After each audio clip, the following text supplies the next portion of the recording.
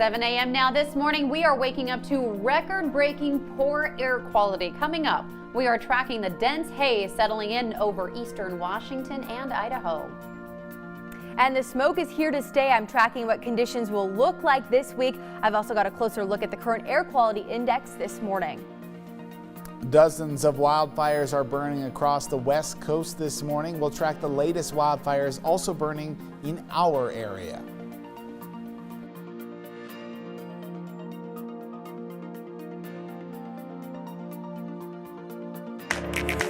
Up with KREM begins now. Well, this weekend, Spokane experienced the worst hourly air quality in history, and today conditions are not much better, and that goes across state line for Coeur d'Alene as well. Taking a live look this morning, boy, can barely make out the water from the resort there.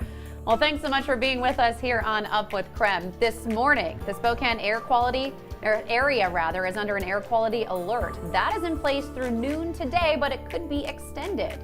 And of course, we're going to show you a map as well that looks at the inland northwest, and it has some of the worst air quality. You can see it right over Jen's shoulder there. All those dark purple colors you're seeing indicate the air is hazardous, and local health officials are asking everyone, there it is, to stay inside.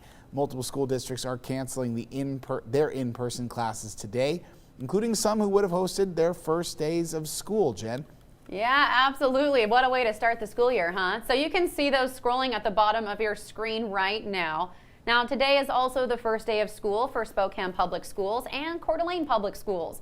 Spokane is holding classes online. Coeur d'Alene is opening, but will keep students inside all day. Of course, we'll keep you updated as other districts make the call this morning. For the latest, you can head over to the KREM 2 app. Now this morning, we do want to see what it looks like where you are. You are often our eyes and ears. And boy, we're seeing some of the pictures you've already sent in today. Very hazy. Send us your photos at 509-448-2000. You might see them here on Up with KREM, but you can also send those to us using the Near Me feature on the KREM 2 app. So again, let's take a live look outside as we get our week started. Yikes, it's just not looking great outside. But let's bring in Dana Marie McNichol now. She's been tracking the weather. Dana Marie, is there an end in sight? Well, good morning, Jenny. A lot of people are asking and wondering when it's going to be over. Well, today we're still going to see a lot of smoke in our area. Right now this morning, you're going to wake up to it. You can see it, you can smell it. We are in hazardous for your air quality, currently a 438 air quality index. Now for your smoke forecast, take a look at your screen because it shows exactly where the fires are burning and then also where unhealthy air quality is expected to be. Now today we are going to see a weak system come in and a wind shift that'll help source some of the smoke out of our area, but again, don't expect it to be completely clear. We're not going to really see clear skies until the end of this week, maybe on Friday into our weekend when we see the first chance of some rain. Today, most of the inland northwest will continue to be blanketed by a thick layer of smoke. Hour by hour forecast, you're going to see right now around 53 degrees, definitely a lot of smoke on the horizon, but as we move into the later hours of the day, our high is at 81 degrees. That's at 5 p.m. You do see some of that sunshine peeping through as the air quality will get a little bit better as the day gets on and into tomorrow as well. Here is your 3-day forecast. As you can see, haze is still in the forecast for your Tuesday and Wednesday. Pretty high temperatures, 78 degrees on your Tuesday, 82 on your Wednesday, definitely above average for this time of year. So it is still expected to be definitely smoky out there. We're going to take a look at the visibility and some of the current wind speeds coming up in my 7-day forecast. Jen? Dana Marie, thank you. Well, today, dense smoke will reduce visibility across much of eastern Washington and North Idaho. Now, this morning, we are getting a check on the road conditions this morning. Nicole Hernandez joins us live in the mobile storm tracker. What are you seeing this morning, Nicole? Yeah, Jen, so right now definitely a lot of haze, still very similar to what we were seeing yesterday, as well as the sun has been coming up. This haze, you've been able to see it more and more, so I'll give you a look right now. We are at the intersection of 2nd Avenue and Southeast Boulevard. We're about to turn left, headed closer towards downtown. And you can just see here, take a look at this camera. So we're at this stoplight here. The next stoplight in this camera, you can't really see it. We can barely see. We can see the stoplight with our eyes, but it just kind of gives an idea of kind of where that line. The next block, it becomes more and more hazy, and you really just can't see what's beyond that. And so you just want to be careful. Those lights are really shining through this morning, so make sure you have your headlights on. And as you're leaving your house, grab that N95 mask if you have one, because even if your car is on recirculate and your windows are up, you know that smoke does still seep in here. We're definitely feel better in the car than that we would be outside. But if you've got one of those as you're going to and from work or wherever you're headed this morning, that N95 mask will definitely help you out. So again, you can just see how hazy it is. There's not clouds in the sky. It's just that haze that you're seeing in that camera right there all the way up into the sky. It doesn't even really look, you can't see where the sun is at this point, and you can't really even see downtown as we're heading in. So make sure you're careful this morning as you're driving and keep on those headlights. Live in Spokane, I'm Nicole Hernandez. All right, Nicole, thank you. Of course, we're going to be tracking the air quality all morning long here on Up with KREM. For the latest, though, you can always check out KREM.com for the latest updates. Now, this morning, there are a few canceled flights from the Spokane International Airport. You can see 3 flights to Seattle are cut. Now, this is just another thing to keep in mind while we're seeing such poor air quality. Of course, you can check your flight status on the Spokane International Airport's website. This morning, Coeur d'Alene School District has posted on their Facebook page that they do plan to have classes today and that all schools will keep their students indoors. Elementary schools will have recess indoors, PE classes will be inside, and mask breaks will also be held indoors in large spaces. They do say that they will monitor indoor air quality in their buildings throughout the day, with a plan to tell parents that if their child needs to stay home, they should leave a message with their local school. Now, due to these conditions today, several other universities have also decided to cancel their in-person classes. Those universities that have canceled include Gonzaga, Whitworth, and the University of Idaho. All classes for those 3 universities will continue online today. WSU Pullman and Spokane have also canceled any in-person operations and will continue online as well. The university has asked professors or students not to come back to campus today. Well, today is the first day of school for Spokane Public Schools, and instead of returning to the classroom, students will resume online learning. Now, this morning, Spokane Public Schools Superintendent Dr. Adam Swinyard is joining us live. Thanks so much for being with us here on the first day of school. I know you're a busy man this morning. Yeah, we're excited that kids will be starting back today, and we're eager to start the year. Of course, this is an unprecedented time. How did the district prepare for today?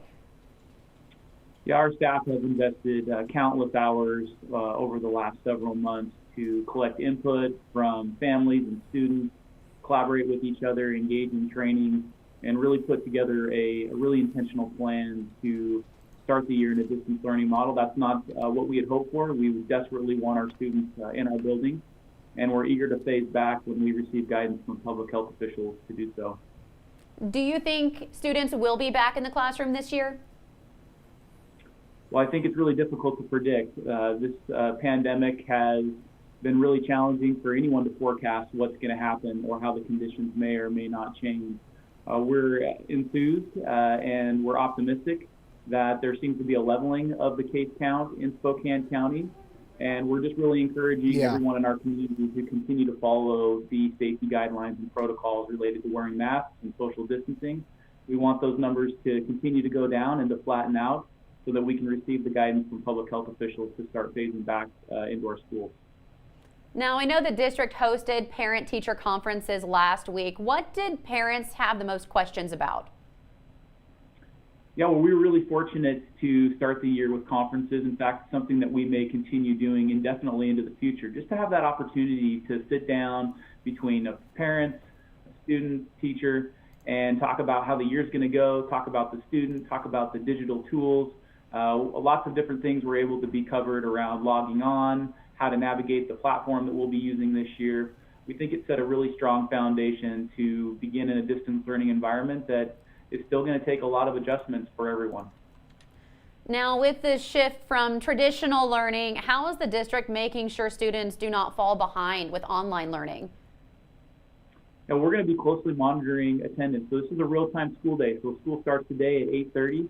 We expect everyone to log in. We'll be taking attendance as we would in a typical school day. And when students aren't participating or not engaging in their activities, We're going to be working really hard to come alongside that family and student, support them, seek to really understand what barriers might be inhibiting them from being successful in a distance learning model, and then deploy interventions that we have at our disposal to do that. We're really grateful for the incredible work that our staff has done preparing for this.